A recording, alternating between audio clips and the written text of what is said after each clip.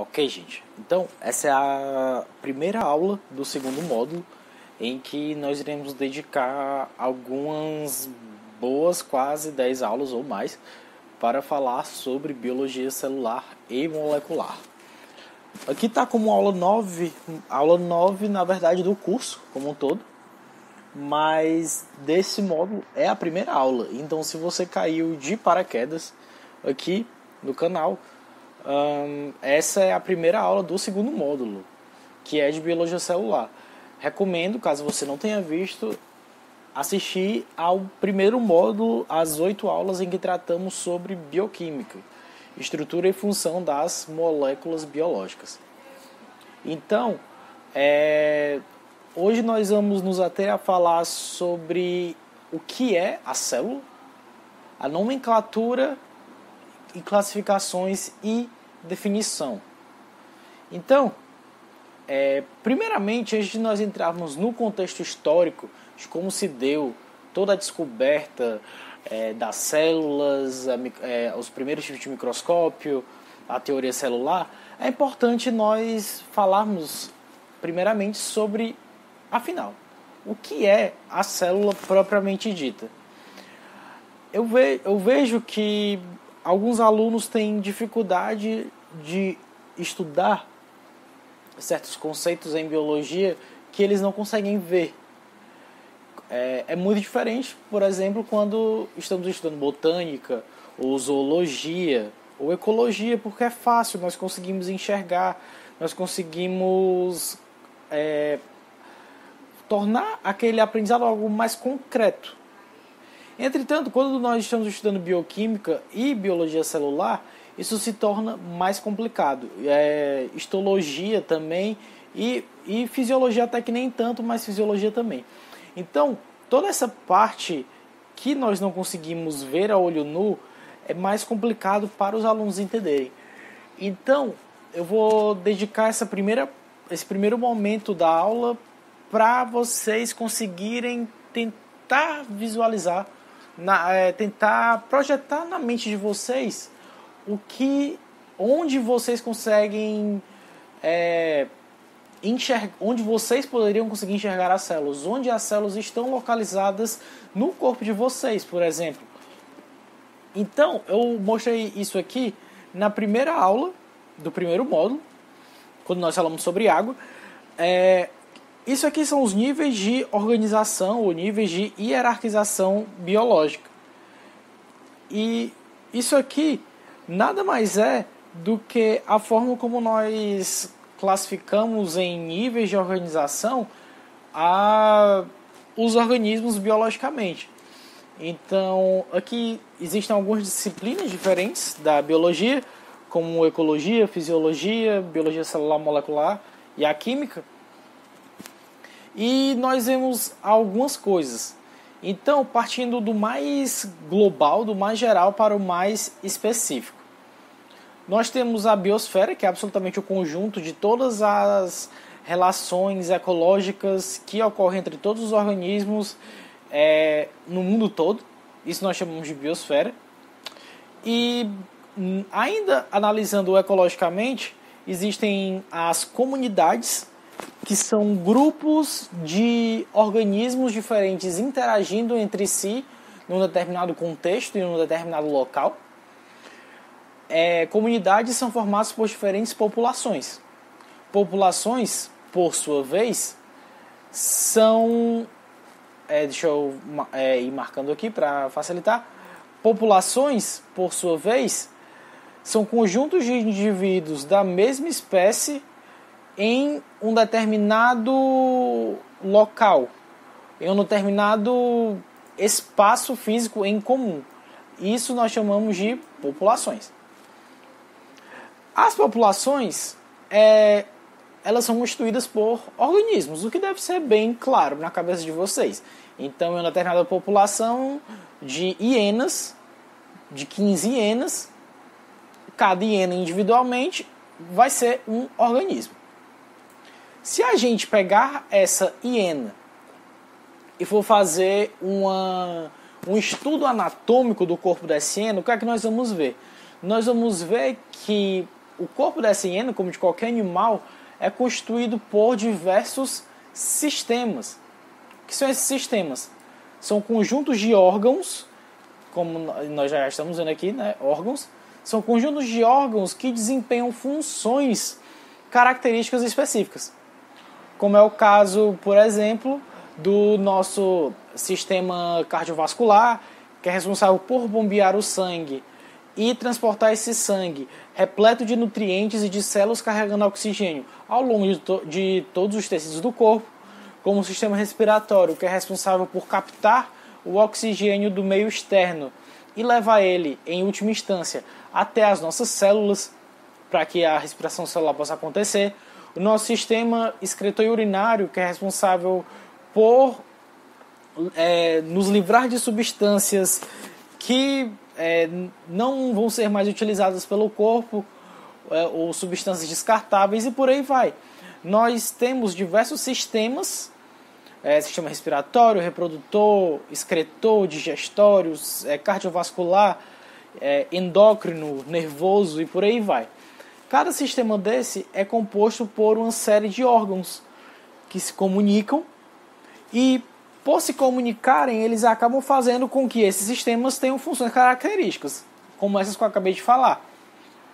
Então, por exemplo, quando nós falamos de sistema respiratório, os órgãos que o compõem são, por exemplo, as cavidades nasais, os brônquios, os alvéolos, os bronquíolos, e por aí vai. Então, assim como se nós falarmos de sistema digestório, nós vamos ter a boca, o esôfago, o estômago, o intestino, os intestinos no caso, e por aí vai.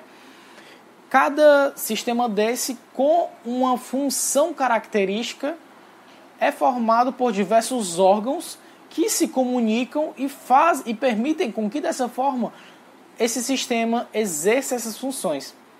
Então,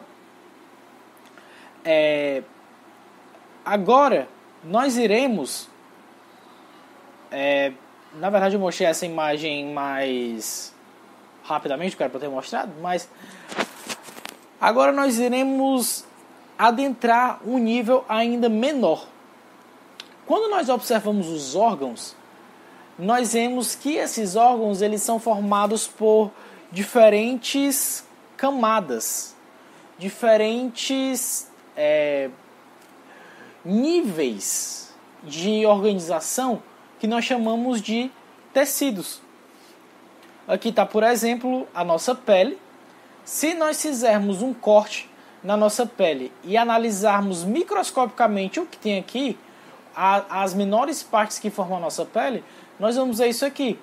Essas camadas que formam os órgãos. Essas camadas que formam os órgãos, nós iremos chamar de tecidos.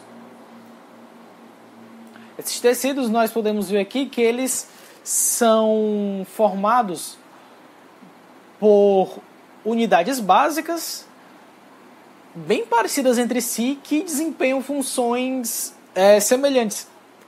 E que, por estarem agrupadas, elas acabam contribuindo para uma determinada função nesse órgão em que esse tecido faz parte. Então, isso aqui é um tipo de tecido que nós chamamos de tecido epitelial. O tecido epitelial tem como uma das principais características ser o tipo de tecido mais externo dos órgãos, e de forma que vai, por exemplo, proteger contra ataques de micro-organismos, por exemplo, e também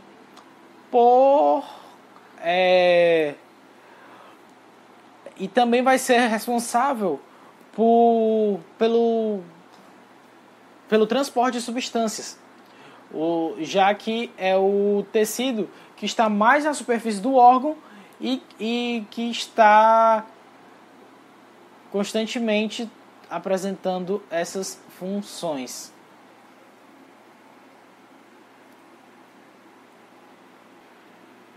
Lembrar aqui de fazer um corte no áudio, pois eu fiquei gaguejando.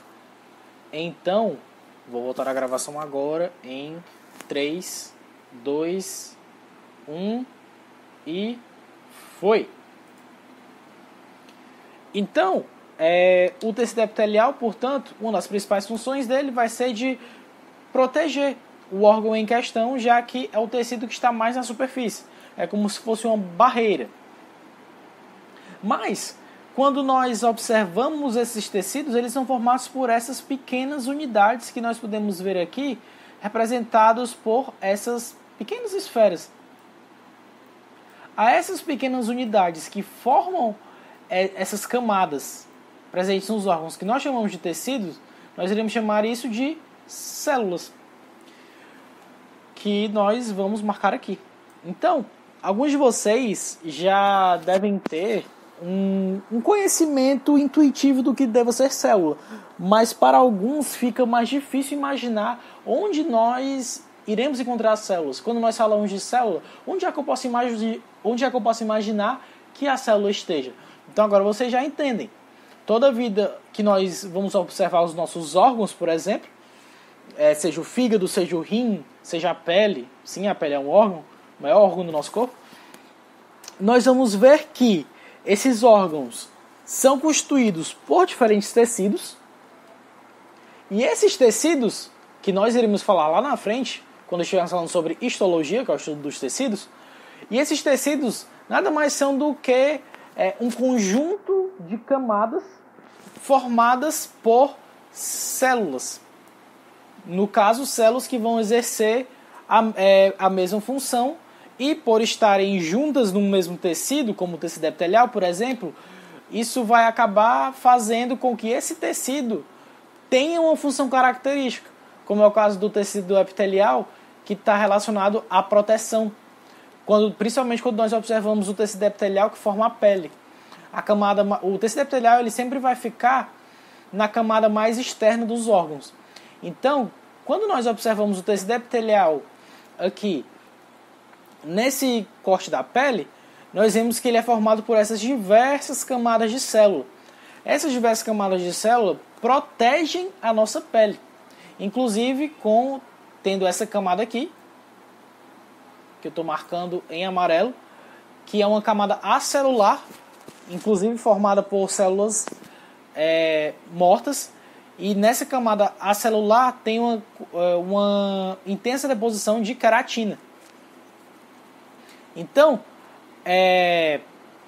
as células, portanto, elas constituem os tecidos, e os tecidos, cada tecido, existem 4 tipos de tecidos básicos nos animais: tecido epitelial, conjuntivo, muscular e nervoso, e cada órgão vai ter uma diferente organização desses tecidos para que o órgão em si tenha uma determinada função característica, em que, no caso, cada tecido vai ter, por sua vez, uma função característica para que, uma vez que esses tecidos estejam muito bem organizados, esse órgão possa ter uma função em si. Só que tecidos, por si, nós iremos estudar só em histologia. Nesse módulo, nós iremos estudar a célula, o indivíduo célula individualizado. Nós iremos estudar a célula como unidade, como indivíduo. Então, deixa eu desfazer aqui essas marcações. Então, nisso nós podemos entrar em algumas definições de célula. E, geralmente, os livros vão meio que manter uma média de uma mesma definição, que é qual? A célula como unidade básica da vida, a menor unidade biológica capaz de formar os organismos vivos. Então, essa definição aqui presente no Biologia de Campbell, que é: na hierarquia estrutural da vida, a célula constitui a menor unidade de organização que pode desempenhar todas as atividades necessárias para a vida. O que é que isso significa? A partir do momento que existe uma célula, nós podemos dizer que aquilo se trata de um organismo vivo desempenhando atividades biológicas. Então, todos os organismos são feitos por células. Na hierarquia da organização biológica, a célula é a coleção mais simples de matéria capaz de viver. Então, se vocês lembrarem da última aula em que nós tratamos acerca de origem da vida, nós primeiro falamos sobre um contexto onde ainda não havia vida, onde se deu um contexto de evolução química. A partir do momento em que se criou a primeira célula, em que a primeira célula surgiu, fruto da evolução dos primeiros protobiontes, é que nós podemos dizer que houve devidamente o surgimento de vida como nós conhecemos. Então, é isso que significa dizer que a célula é a coleção mais simples de matéria capaz de viver. Então, isso aqui é uma frase desse cientista, W.B. Wilson, que ele fala o seguinte: a chave para cada problema biológico deve finalmente ser procurada na célula. Para cada organismo vivo há, ou houve em algum momento, uma célula. Então, isso nos remete ao fato de que todos nós como seres humanos, nós temos no nosso corpo mais de 1 trilhão de células, que é um número absurdamente incrível. E todos esses 1 trilhão de células que nós temos enquanto adultos, nós um dia, quando nós éramos um zigoto, nós tivemos apenas uma célula. Então, todos os organismos vivos, em um determinado estágio, isso os que são multicelulares, claro, eles passaram por um estágio em que tinham apenas uma célula. Então, isso aqui é para ficar mais claro para vocês onde nós conseguimos observar as células. Então, aqui está um dedo. O dedo é pele, no caso. Aqui está a pele do dedo. E se nós dermos um zoom nessa pele, aqui em que esse zoom é até 2 milímetros, nós iremos ver aqui, esses 2 milímetros nós ainda podemos ver a olho nu. E a partir daí, se nós fizermos um zoom ainda maior, observando as menores unidades que formam essa estrutura aqui, o que é que nós vamos ver? Camadas de tecido. Então aqui está aquilo que eu falei. Uma camada de células mortas impregnadas com queratina, nessa camada aqui mais externa, característico da pele. Nós iremos estudar isso lá em tecido epitelial. E aqui logo abaixo, uma outra camada de células, que é tecido epitelial também. E aqui abaixo dessa camada, que eu estou marcando agora aqui com amarelo, está outra camada de células, que é o tecido conjuntivo. E não se preocupem ainda com o caso de tecido, mas só para vocês entenderem, tenham isso em mente. Órgãos são formados por diferentes tipos de tecido que se organizam de forma a que esse órgão possa ter e desempenhar suas funções características. Então aqui está só um exemplo da nossa pele, o órgão pele, em que nós temos aqui inúmeras células individualizadas, em que elas em conjunto formam o que nós chamamos de tecidos, que vão desempenhar uma função característica. E se nós dermos um zoom aqui nessas células, nós iremos ver aqui o quê? O meio pelo qual essas células estão o meio que está ao redor dessas células, que é o que nós chamamos de meio extracelular. E também, se nós observarmos aqui, vejam que eu vou delimitar. Isso aqui é uma célula, isso aqui é outra célula, isso aqui é outra célula. Dentro de uma célula existem diferentes estruturas, chamadas de organelas, que nós iremos tratar daqui a pouco. Mas, à medida que nós vamos aumentando o zoom, lembra aí do Homem-Formiga? À medida que nós vamos aumentando o zoom do que nós podemos ver, nós vamos conseguindo enxergar unidades cada vez menores. Então aqui nós estamos enxergando uma organela, que é a mitocôndria. Aqui nós estamos enxergando uma estrutura de uma célula muito pequena, que é o ribossomo. E a partir daqui do ribossomo nós conseguimos enxergar ao nível de moléculas, que é o que nós estamos vendo aqui. O ribossomo ampliado. E formando o ribossomo, nós temos as nossas queridas biomoléculas, que nós passamos as últimas 8 aulas nos dedicando a estudar elas, que são as moléculas responsáveis por formar a estrutura de uma célula e permitir com que uma célula tenha função biológica.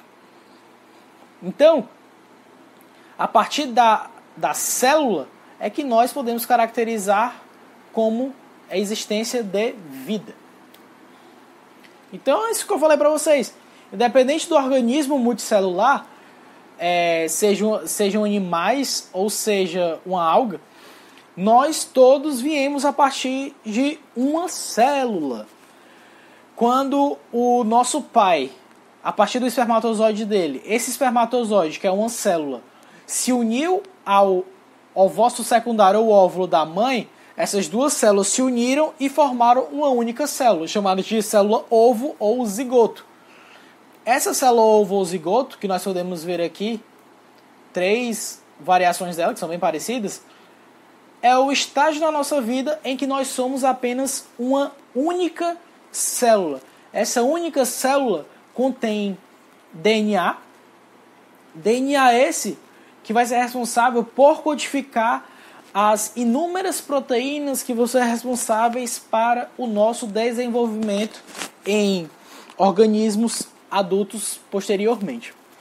Então, todos nós, quando chegamos ao estágio de adultos, independente disso, nós passamos pelo estágio de uma única célula, que foi se dividindo, e se dividindo, e se dividindo, e toda essa divisão e esse crescimento foi coordenado por informações genéticas presentes no DNA desse zigoto, que essas informações genéticas possibilitaram a síntese de proteínas que coordenaram todas as atividades presentes nessa célula para que ela pudesse se tornar um organismo multicelular, que pudesse se tornar eu, que pudesse se tornar você, que pudesse se tornar essa belíssima alga.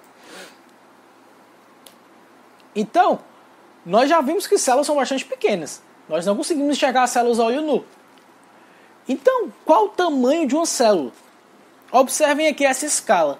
Isso aqui são estruturas que nós conseguimos enxergar a olho nu. Geralmente, o que nós conseguimos enxergar a olho nu é até cerca de 0,1 milímetro. Isso, claro, alguém com uma visão muito boa. A partir daí, nós só conseguimos enxergar utilizando lentes especializadas, sejam lupas ou sejam microscópios. Então, isso aqui são coisas que nós conseguimos enxergar a olho nu. Um ovo de galinha, por exemplo, um ovo de sapo, humanos, né, obviamente. Enfim, já estruturas menores que 0,1 milímetro, nós temos que nos fazer valer de um equipamento chamado de microscópio para conseguir ver. E é por meio desse equipamento que nós conseguimos estudar as células. Então, a grande maioria das células, elas vão ter um tamanho que varia nessa faixa aqui, entre 1 a 100 micrômetros. Lembrando que ao micrômetro, 10 a menos 6 metros. Então, a grande maioria das células, elas estão nessa faixa de comprimento, de 1 a 100 micrômetros. E abaixo disso, são as estruturas que nós chamamos de subcelulares, dentre as quais estão, por exemplo, as organelas, os ribossomos, os vírus e as nossas queridas biomoléculas. Como vocês podem ver aqui, que variam em cerca de 10 nanômetros a cerca de 1 nanômetro.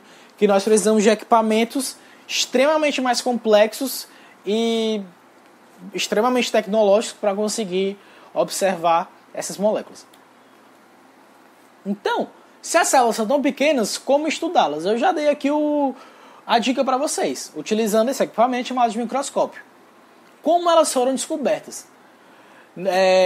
Os microscópios, da forma como existem hoje, não foi por conta deles que as células foram descobertas. As células foram descobertas utilizando microscópios extremamente mais simples. E essa história do descobrimento das células, ela retrata lá do século XVII.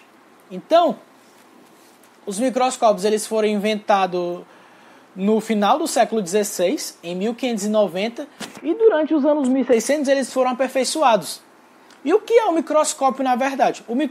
Os microscópios, independente do tipo de microscópio, eles nada mais são do que um conjunto de lentes, imagine a lente do seu óculos, por exemplo, que ampliam a imagem, então dão um zoom na imagem original e permitem um aumento da resolução.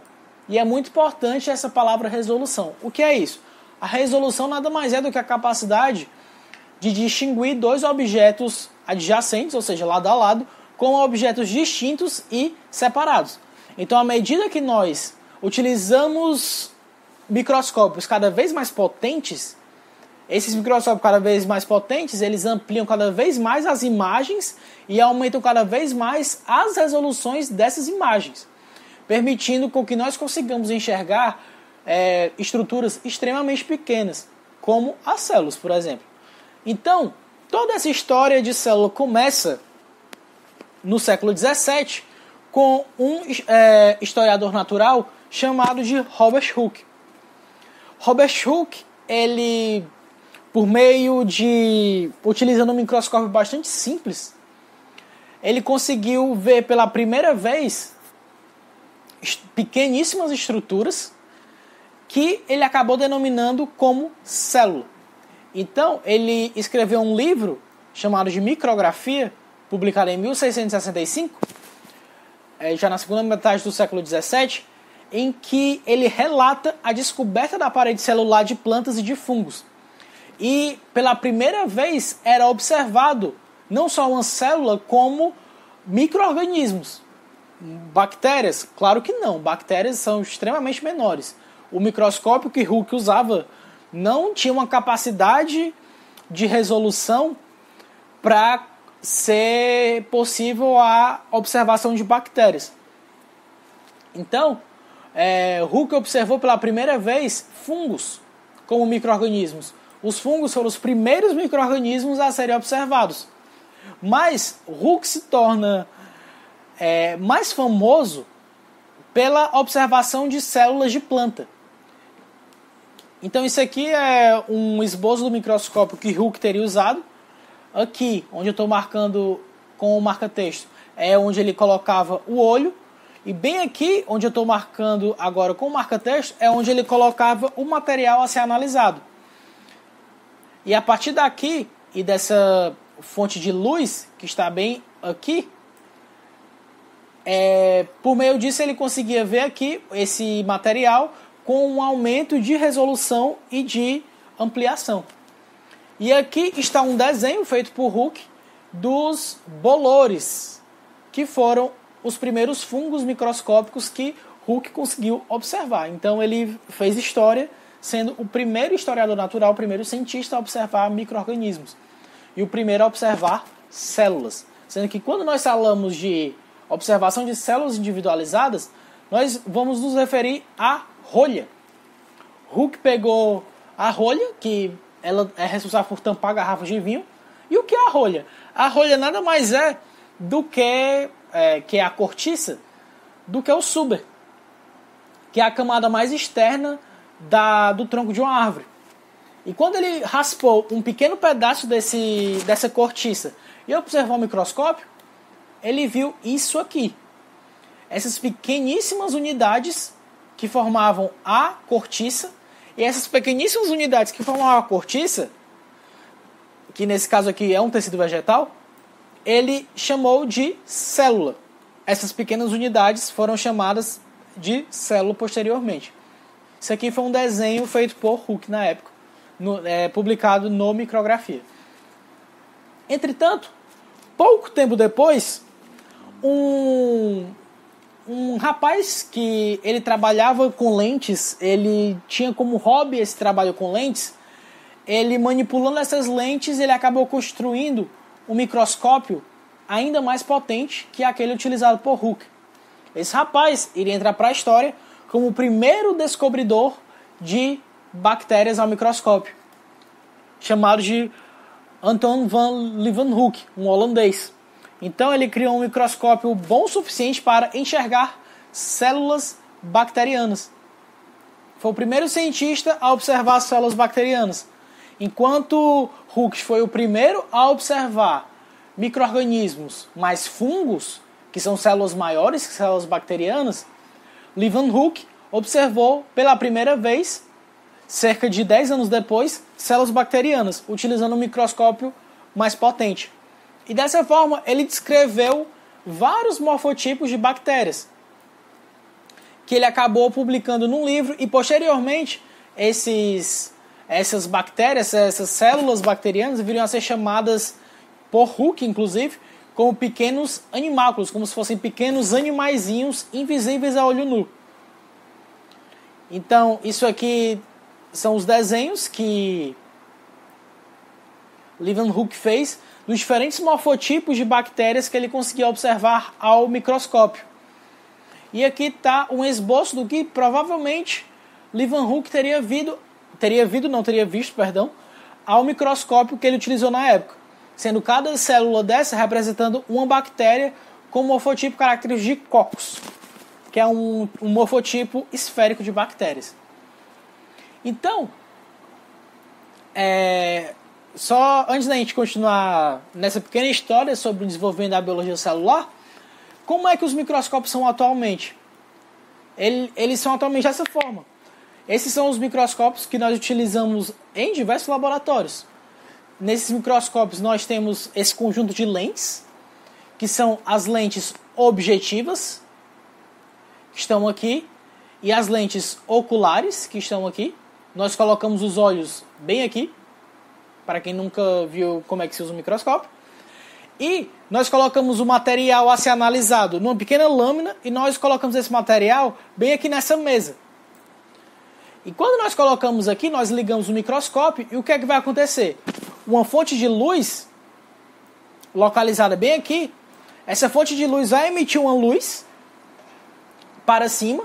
Então essa fonte de luz vai ser emitida para cima, vai ser convergida para o nosso material que está sendo analisado e vai ser ampliada tanto por essa lente aqui, chamada de objetiva, quanto por essa lente aqui, chamada de ocular. E a partir disso, o observador vai poder observar uma imagem aumentada até cerca de, dependendo do microscópio e da objetiva que ele está utilizando, até cerca de 2.000 vezes o tamanho normal dela. Então, os microscópios eles ampliam extremamente as imagens, permitindo um altíssimo poder de resolução. E é por essa característica dos microscópios, essa altíssima ampliação nas imagens, permitindo um altíssimo poder de resolução, lembrando que a resolução, a capacidade de distinguir dois pontos como adjacentes, separados um do outro. E a partir disso nós podemos observar estruturas extremamente pequenas como células. Isso é o microscópio mais comum que nós utilizamos em laboratórios, chamado de microscópio óptico. E esse aqui é um microscópio mais complexo, chamado de microscópio eletrônico.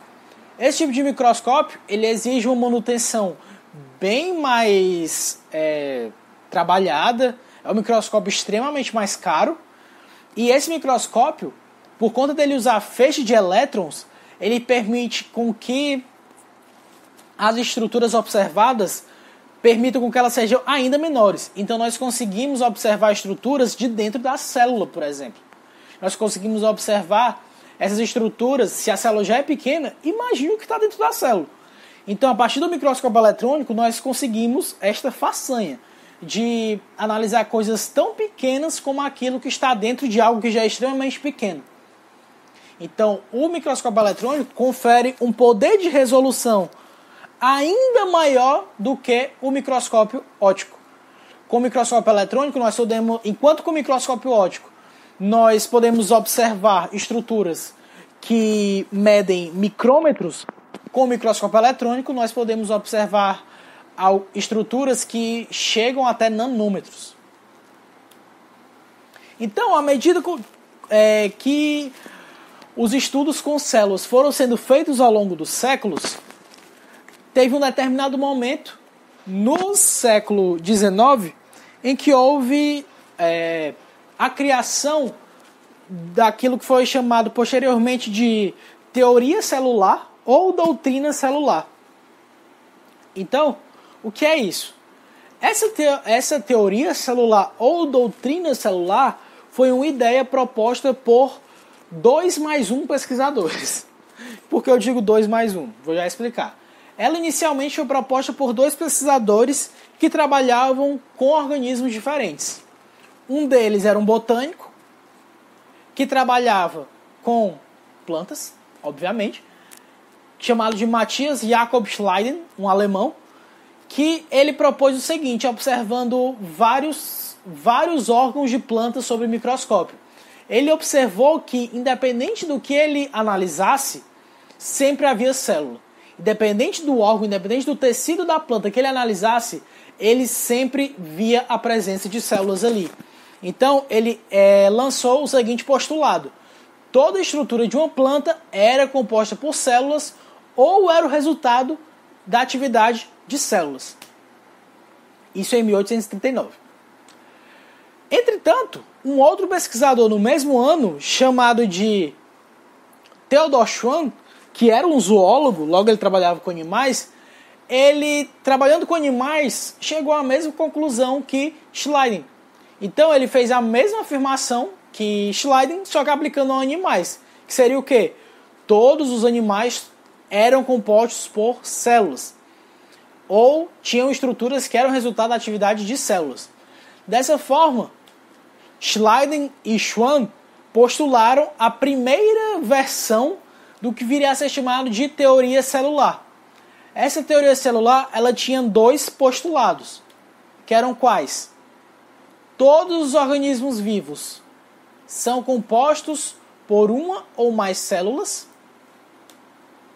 e a célula é a unidade mais básica da vida.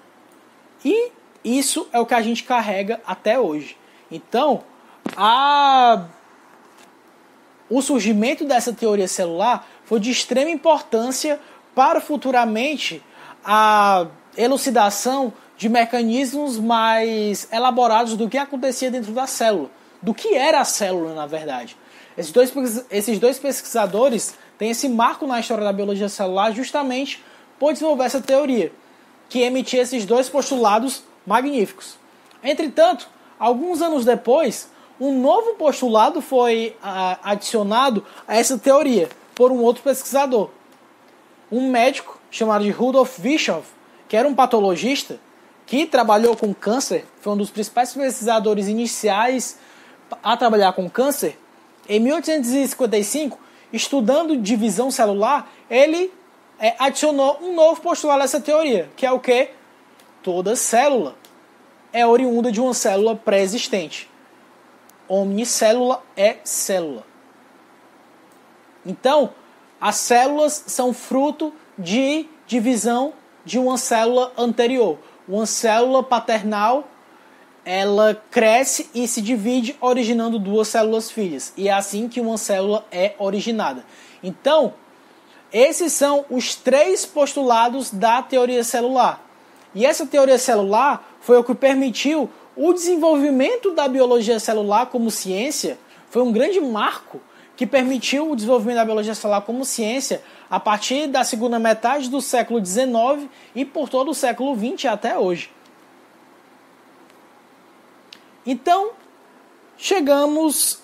vamos falar sobre as células propriamente dita. Chega de história.